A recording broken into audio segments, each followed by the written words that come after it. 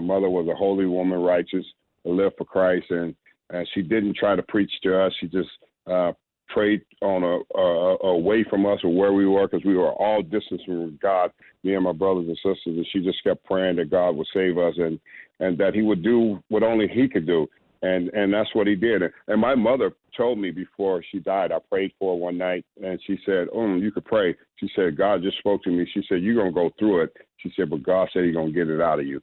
And, man, I just, I never forget those moments of how she said things. And it wasn't like she was trying to tell me that you need to follow God. She said, God's going to get it out of you, but you're going to go through it. And she was not lying. I went through it, and God did get it out of me. It was a process, but he got it out of me. All the things that Mother had talked about in her journal about us, it came to pass. I got saved, and I ended up leading my whole entire family to the Lord, and also leading my father, who rejected me. I led him to the Lord. So really? It's just it's incredible what God will do, when someone pray and not feel like they have to see it. My mother was like, I don't have to see the transformation, but I know it's coming. And, that was her gift of giving to me when she was dying. I remember looking at her, and we were all there around her when she was dying, and she didn't want to let go. And she looked me in the eyes and said, we're going to be all right. We'll make it, Mom. And then she finally let go, and she went home to be with the Lord.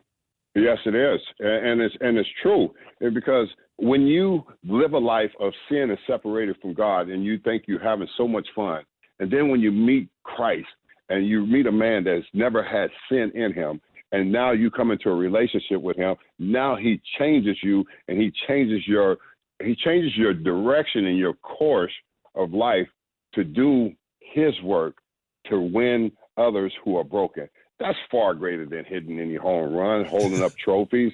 And that's all that's going to pass. But those souls that are being won because of your scars and your testimony, those souls will be able to go to a place you call heaven. That's far greater than anything that I've achieved from an earthly standpoint. It doesn't even compare